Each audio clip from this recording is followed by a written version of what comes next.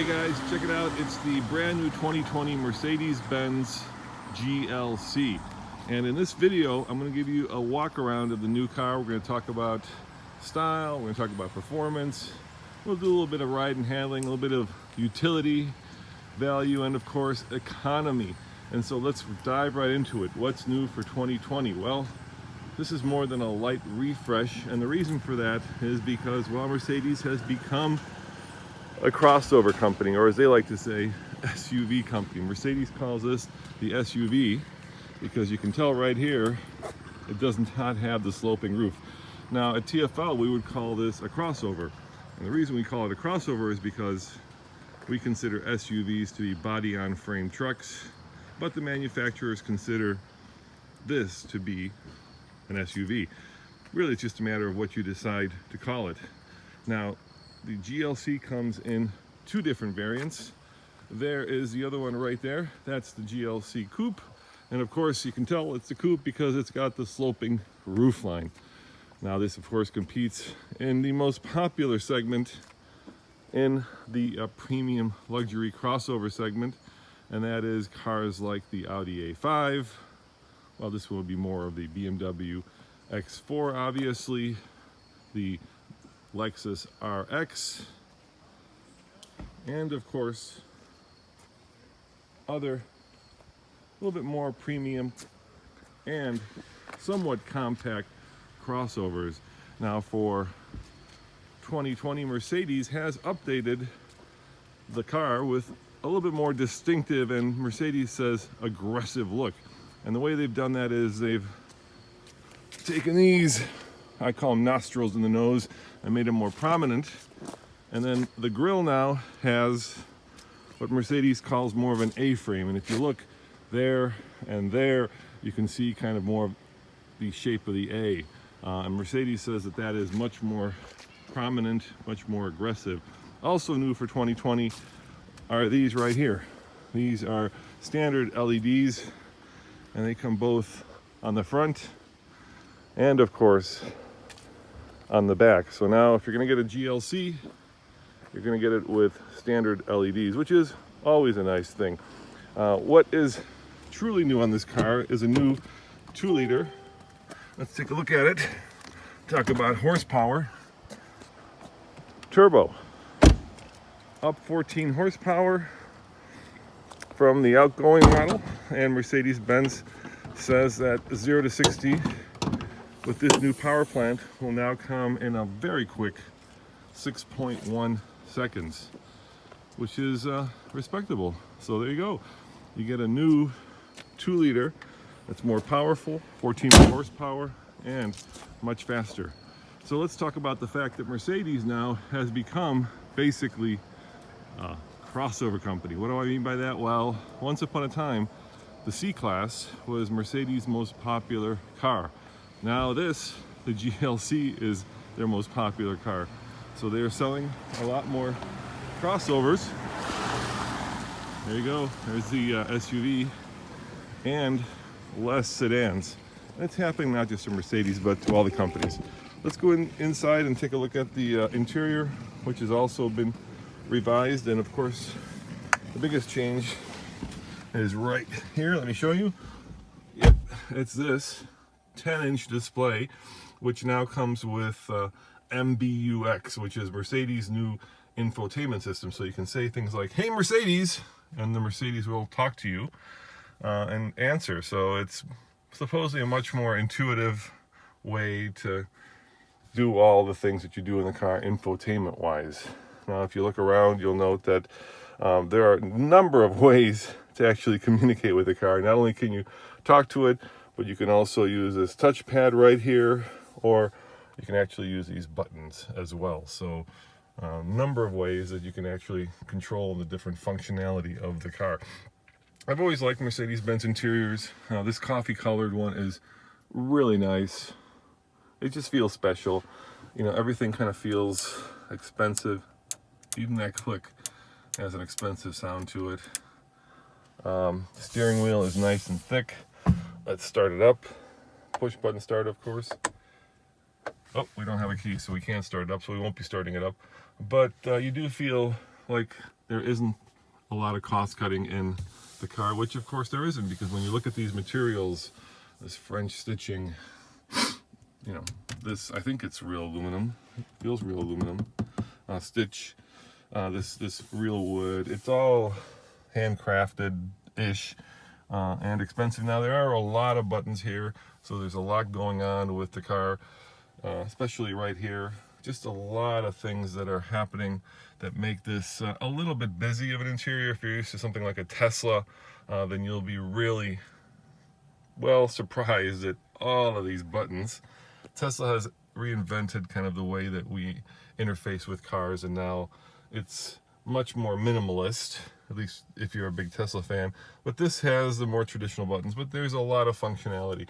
I think having now had a long-term Tesla, I've gotten used to having fewer buttons.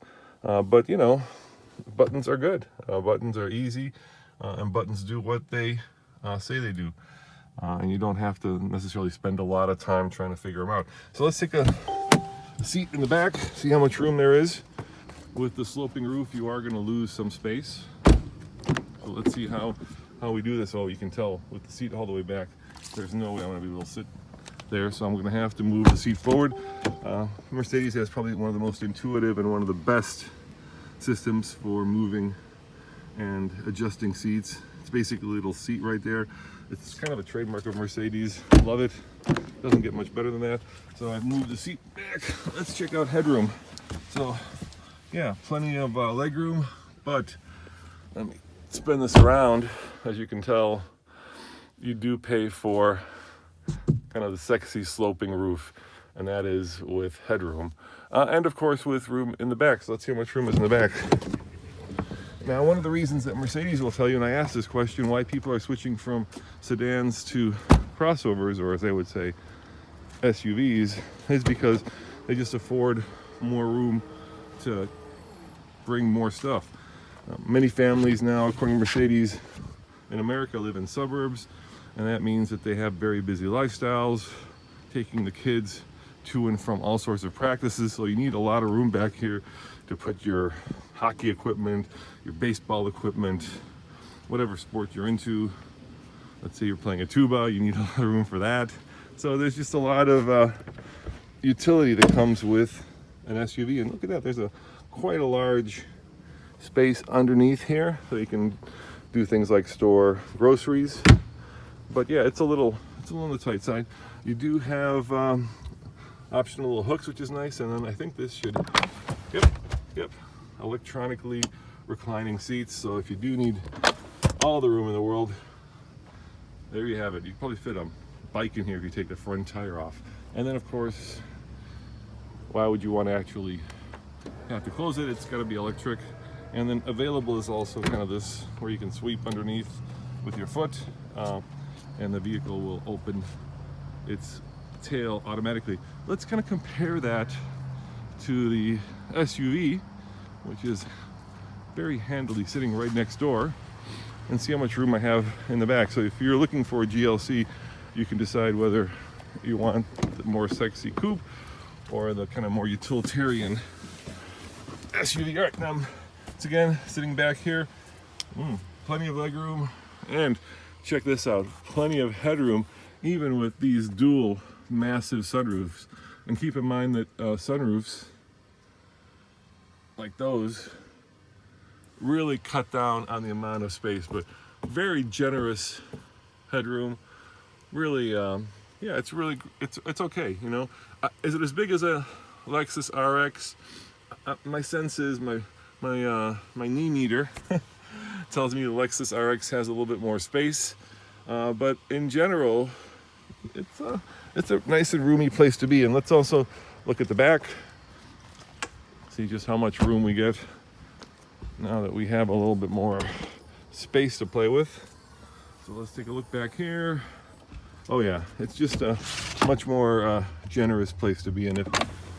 If indeed, same thing. If indeed you are getting this because you want the utility, then certainly the SUV is the one to get. Now you might be wondering, how much is all this Mercedes new GLC utility cost? And they start about $43,000. for the SUV. And if you want to go and get the sexier coupe, just under $50,000. So it's not inexpensive, and I'm betting that if we had a Monroney, these would be a much more expensive build out of the car. And check this one out. Look at this matte paint, is really interesting. Look at that. That is from the manufacturer. Wow. Don't ever take that into a brush car wash, or you're not gonna be very happy with the results. Let's take a look on the inside. Yeah, dual tone leather.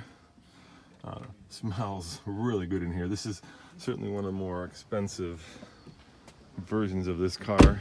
And of course, it is the coupe and it is the 4MATIC. And it is available, obviously, in all-wheel drive. That's another thing that says is driving crossover SUV sales for Mercedes. People want the security of all-wheel drive. Now, there is an AMG version of this. Let's take a look at the lighter color interior. That starts at considerably more. You get over 500 horsepower with the AMG GLC. There's a S coupe, and then there's a which has actually more horsepower, over 500.